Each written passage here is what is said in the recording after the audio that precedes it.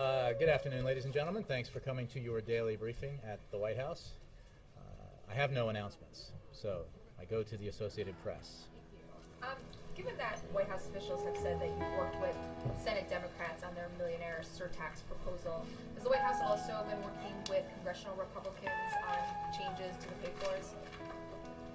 I'm not even sure that question doesn't make a lot of sense to me. We are interested in Congress taking up in the Senate and in the House the American Jobs Act.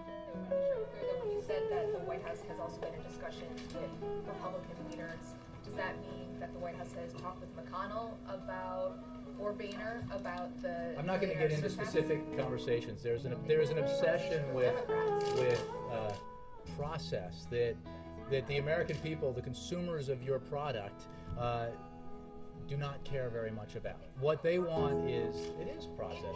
Because there's an impression, if all we know is that the White House is dealing with Democrats and not Republicans, then it gives off an impression that the objective is to rally the unified Democratic Party and set the Republicans up as a scapegoat. No. I had said the other day, we would be elated if the result of this process were passage of the American Jobs Act in its entirety. All the component parts. What's that? What process?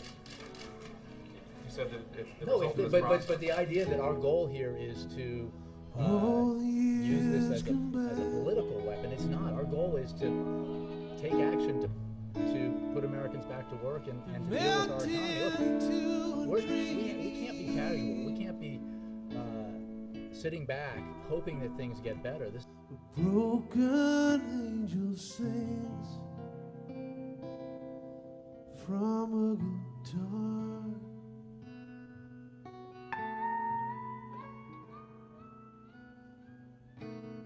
This president believes that we are in a precarious situation in our economy. We continue to struggle to recover from the worst recession since the Great Depression. We have an employment crisis that needs to be addressed, and it is simply not an option to do nothing. Through all the broken dreams And it's not an option to pass measures that, even if they were all the right things to do, and we certainly debate that, but I'm talking about House Republican proposals, no economist, serious economist, independent economist, would suggest that those measures would have a direct, immediate impact on growth or job creation. The problem is we need to take measures to address our short, medium-term, and long-term economic health and fiscal health, but we also have to do things right now to address our short-term problems.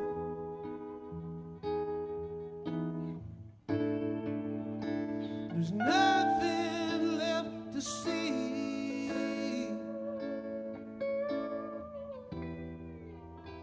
There's just the pavement left and broken dreams.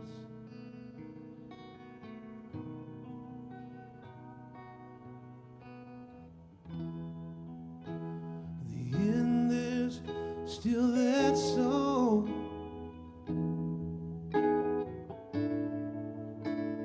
Crying like the wind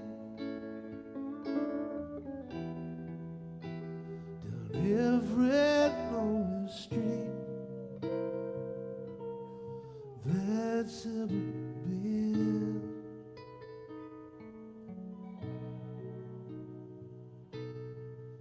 Still blue.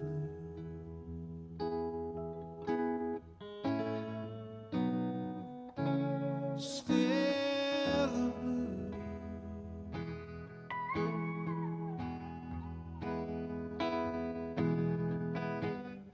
I've stayed in every blue light cheap hotel.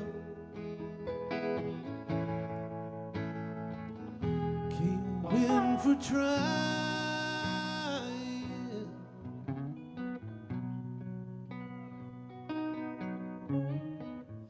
Dust off those rusty strings just one more time. Gonna make them shine, shine.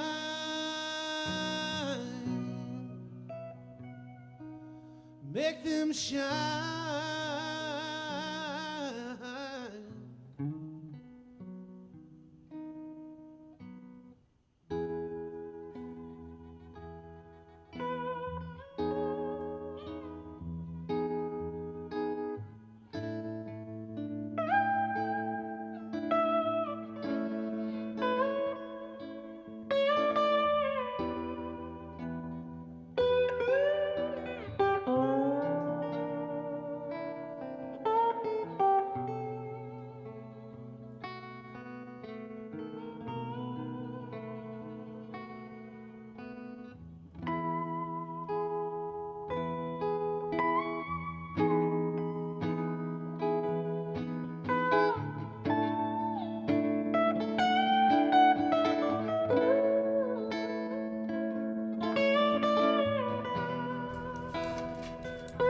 Questions about Pakistan.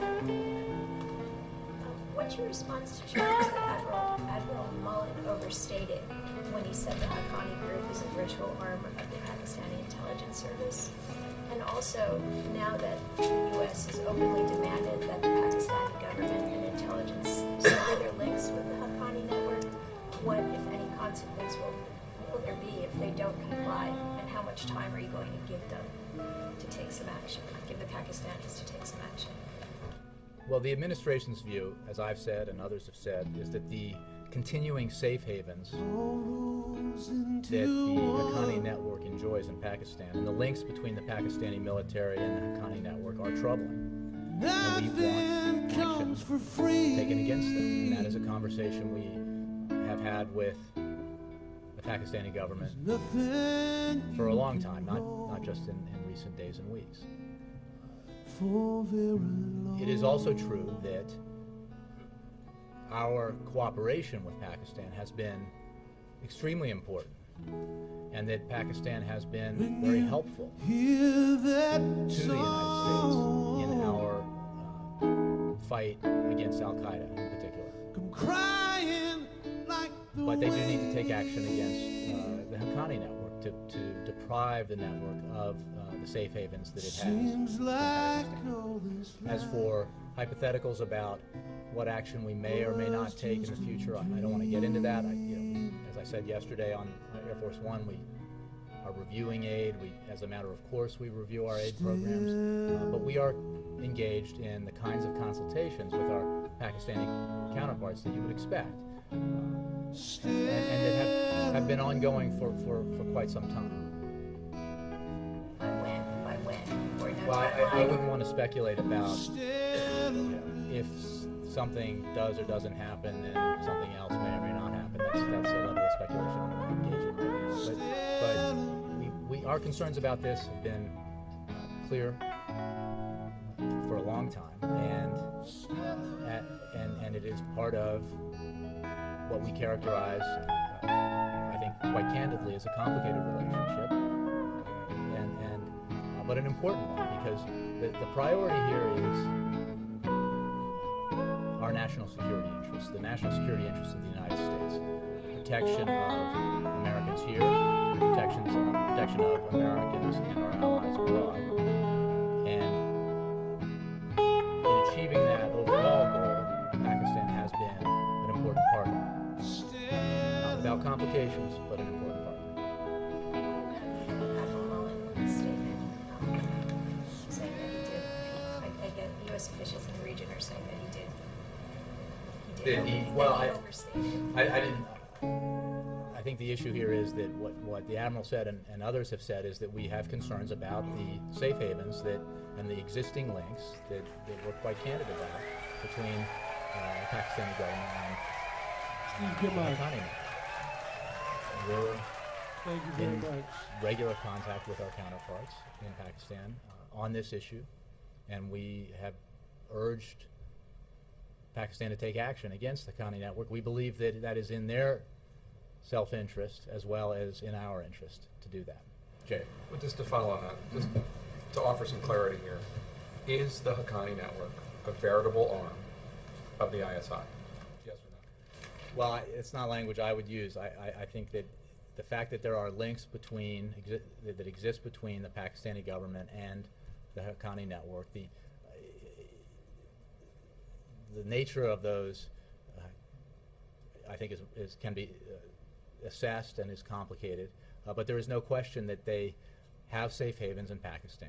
The network has safe havens in Pakistan, and that Pakistan has not taken action to eliminate those safe So havens. it's not the position of the Obama administration that the Haqqani network is a veritable arm of the ISI. It is the position of the administration that there are links, and that Pakistan needs to take action to address that, But not and farther. to deal with the fact that there are safe havens for this criminal network that is dangerous for Pakistan as well as for the United States and Afghanistan. Right, but Admiral Mullen went farther than that. That's I think it's a matter of semantics. I mean, I think that Admiral Mullen was talking. No, it's not.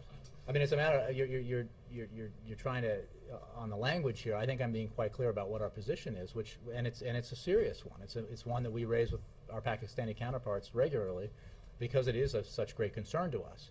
We have said unequivocally that the Haqqani network was responsible for the recent attack on the U.S. Embassy in Kabul and on ISAF headquarters in Kabul. So, and the fact that they are able to operate in Afghanistan because they have a safe haven in Pakistan is a matter of great concern, and we have urged our counterparts in Pakistan to take action and raise with them the importance of doing so. Respectfully, it's not a matter of semantics.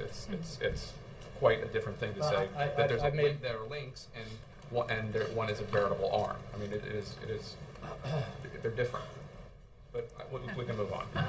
Okay. You said